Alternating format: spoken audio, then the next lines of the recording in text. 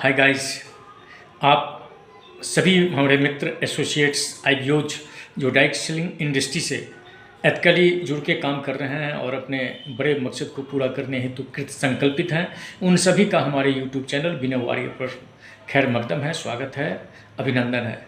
और नित्य दिनों की भांति आज भी हम एक नए विषय के साथ आपके सामने प्रस्तुत हो रहे हैं।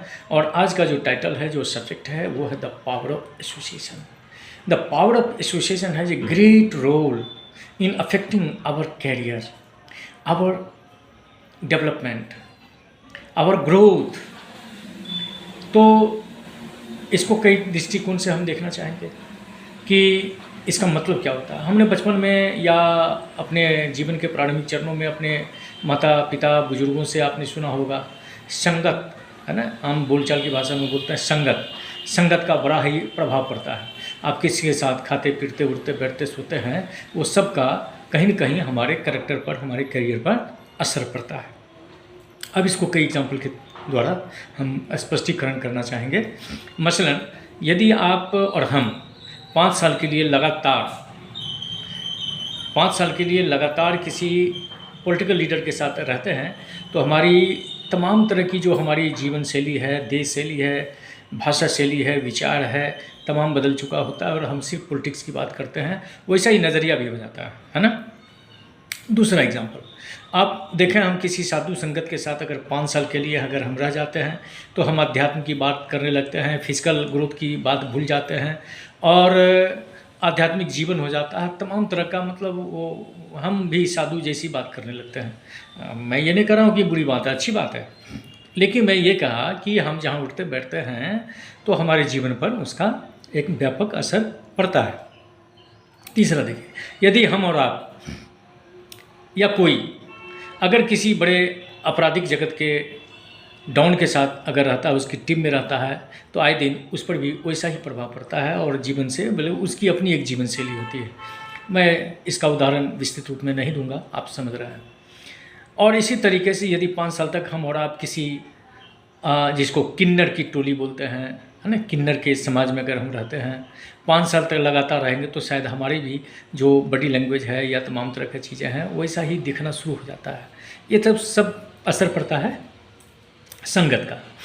तो जब ये सारी बातें इन क्षेत्रों में लागू होती है, तो यकीनन हम अगर किसी एंटरप्रेन्योर के साथ, किसी उद्यमी के साथ, सक्सेसफुल पर्सोना के साथ लगातार खुद को बनाए रखते हैं और उनके सानिध्य में होते हैं और उनसे जो स्टेप्स होता है, जो टेक्निक्स होता है, जो टेक्नोलॉजी होती है, कैसे एंटरप्रेन्योर हैं, कैसे हम मिलेनियर बने, कैसे बिलियनियर बने, कैसे उद्यमी बने, कैसे सक्सेसफुल पर्सोना बने, कैसे ग्लोबल आइडेंटिटी को हम अचीव करें, ये तमाम जो हैं, तो इसके लिए क्या करना पड़ेगा, हमें ऐसे एसोसिएशन में अपने को इनरोलमेंट करना पड़ेगा। सक्सेसफुल पर्सोना के सानिध्य में खुद को रखना पड़ेगा, है ना। तो ये बहुत ज़रूरी है। अब सपोज करिए ना, हमारी आपकी ज़रूरत क्या है, मानो कि 1 लाख रुपया चाहिए। 21वीं सदी में तो अगर 1 लाख रुपया किसी की आमदनी नहीं है, I am talking about the 6 digit income per month, 21वीं सदी में अगर किसी का 1 लाख रुपया नहीं है तो उसकी जीवन शैली बिल्कुल नीरस हो जाता है, वो डेवलपमेंट नहीं कर पाता है। और चूँकि ये तो आप अगर देखें तो अभी क्या है, 2 रास्ते हैं, एक इनकम का, दूसरा एक्सपेंसेस का। तो जो आपकी न्यूनतम एक्सपेंसेज है वो उसको अगर मीट आउट करना, तो just you have to earn 1 lakh rupees. अन्यथा आप गरीब न्यूनतम मतलब निम्नतम वर्ग में आप और हम होंगे। कोई सपने की बात तो कर ही नहीं सकते, हम डेयर नहीं कर सकते कम रिसोर्स में। तो हमें न्यूनतम 1 लाख रुपया को रीच आउट करना है। मैं क्यों उदाहरण बता रहा हूँ, एक उदाहरण बता रहा हूँ, ऐसा नहीं है कि 1 लाख से कम वाले जी नहीं रहे हैं। तो हम लाइफ ऑफ कॉम्प्रोमाइज़ की बात नहीं कर रहे हैं, हम लाइफ ऑफ सिग्निफिकेंस की बात कर रहे हैं। हम life of extra ordinary leading life की बात कर रहे हैं, है ना। हम एंटरप्रेन्योर की जीवन शैली उसके बारे में बात कर रहे हैं। हम happiness, pleasures, peace of mind etcetera की बात कर रहा है। तो मैं इसको और थोड़ा विस्तृत में बताना चाहता हूँ। यदि आपको और हमको 1 लाख रुपया चाहिए ही चाहिए, तो हमको ऐसे दोस्तों के साथ अपने आप को जोड़ना पड़ेगा जो 1 लाख 1 रुपया कमाता है ना। क्योंकि उसे 1 लाख 1 रुपया कमाने की आदत है और उसे रास्ता मालूम है। और इसके उलट यदि 99,999 रुपया कमाने वाले के साथ दोस्ती करेंगे या उससे कम के करेंगे, तो हम कभी भी 1 लाख रुपया को रीच नहीं कर पाएंगे। क्योंकि उस व्यक्ति को जो 99,999 रुपया कमा रहा होता है, उसे खुद नहीं पता है कि 1 रुपया एक्स्ट्रा और कमाया जाए। तो क्या हम उम्मीद कर सकते हैं? नहीं ना। हमारा मकसद ये भी नहीं है कि जो 99,999 रुपया से कम कमाता है उससे आप दोस्ती ना करें, उससे दोस्ती तोड़ लें, उससे दुश्मनी कर लें। लेकिन हम ये कह रहे हैं कि यदि हम अगर ऊपर जाना चाहते हैं, बेहतर करना चाहते हैं, विकासवादी बनना चाहते हैं, तो अपने मित्र मंडली में ऐसे लोगों को भी हम ऐड करें या खुद को उनके एसोसिएशन में ऐड करें खुद को, ताकि वहाँ से हम सीख सकें, जान सकें, कर सकें, बेहतर कर सकें, है ना। तो हम ये कर सकते हैं। अब ज़रा सोचिए ना, आप ज्योग्राफी के पीएचडी होल्डर, आपने पूरे जो वर्ल्ड है, जितने भी कंट्रीज है, उसको आपने पढ़ लिया है, नक्शा देख लिया है, कौन सा शहर, कौन सा सिटी, कौन सा देश कहाँ पर है, क्या है। अक्षांश और देशांतर पर तुरंत बता देंगे आप, इतने अक्षांश पर, लेटीट्यूड पर और लॉन्गिट्यूड पर ये देश है। मैं माना उसमें एक्सपर्टीज हो सकते हैं, लेकिन आप कभी अमेरिका गई नहीं। आप सिर्फ अमेरिका को लोकेट कर रहे हैं सिर्फ मैप पर। लेकिन कोई आपसे पूछे कि अमेरिका जाना है और अमुक शहर में जाना है, अमुक सब डिवीज़न में जाना है, अमुक विलेज में जाना है, वो आपकी मदद कर सकता है? नहीं ना। चलिए अमेरिका की बात छोड़िए, हम कलकत्ता जाना चाहते हैं, हम एक खास जगह जाना चाहते हैं, हम दानकुनी जाना चाहते हैं, हुगली जिला में है और हम पहली बार जा रहे हैं, और किसी ज्योग्राफी के बहुत बड़े विद्वान से अगर हम पूछें कि साहब हमके दानकुनी में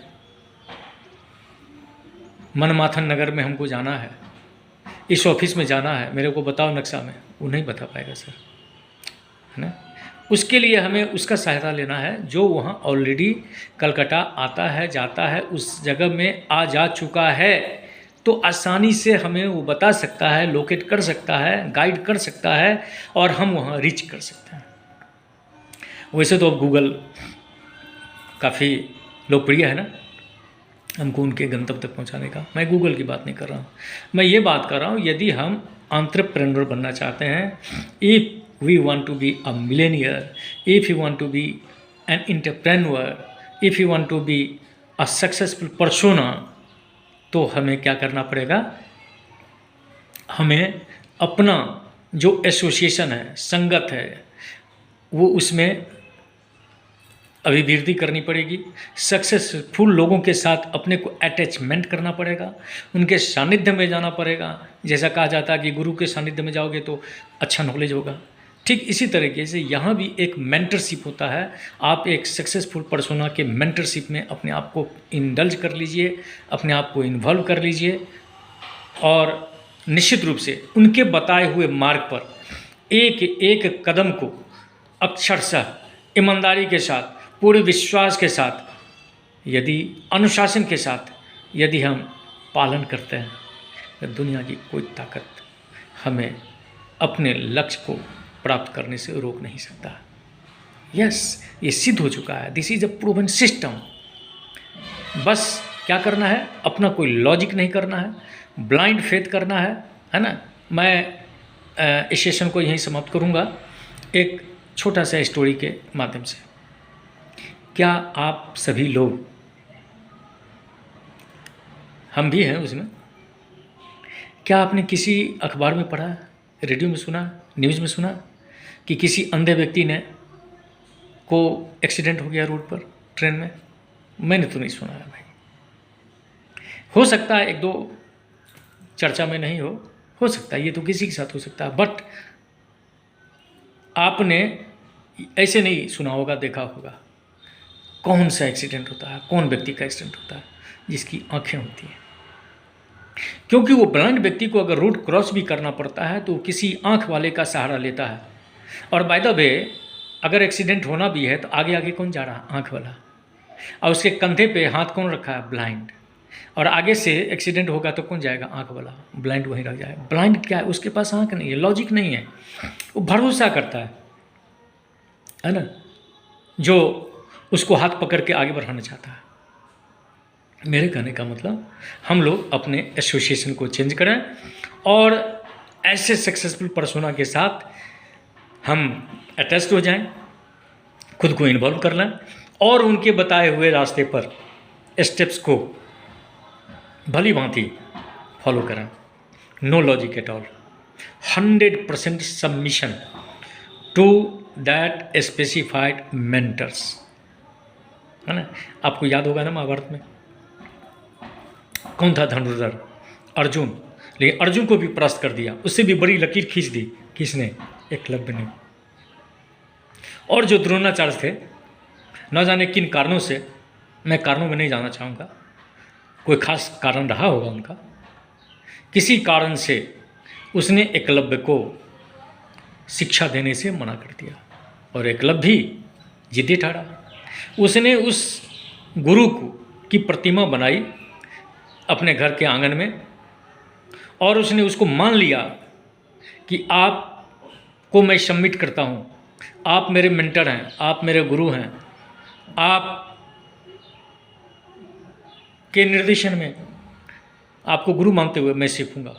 और उसने एक बड़ी लकीर खींच दी सफलता की। और जब जब महाभारत की बात होगी तो अर्जुन के साथ साथ एकलव्य की भी चर्चा होगी। बस हमें और आपको क्या करना है? एकलव्य बनना है। किसी द्रोणाचार्य जैसे गुरु को खोजना है, मेंटर को खोजना है, सक्सेसफुल पर्सोना को खोजना है ना। उनके जीवन में जो उतार चढ़ाव आया और जो तकलीफ़ें आई, उस झंझावात आया, उसने उसको दरकिनार करते हुए आगे लक्ष्य की ओर बढ़ता गया और उसने एक आइकन बना, एक एक्सट्रीम एग्जाम्पल बना। बस उसको हमें पालन करना है और हम सफलता की जो उच्चतम कसौटी है, उच्चतम जो चोटी है, उसे हम छुएंगे निश्चित रूप से। बहुत बहुत धन्यवाद। और यदि आपको ये हमारा आज का वीडियो अपीलिंग हुआ तो हमारे विनय वॉरियर जो चैनल है उसको आप सब्सक्राइब करेंगे, लाइक्स करेंगे, व्यूज़ करेंगे और जो इसमें कुछ कमियां भी होंगी तो उसे हमें हमारा ध्यान आकर्षण कराएंगे ताकि उन कमियों को हम फिर दुरुस्त करेंगे और आगे बढ़ेंगे और आपकी सेवा में लगे रहेंगे। बहुत बहुत धन्यवाद। जय डायरेक्ट सेलिंग इंडस्ट्री।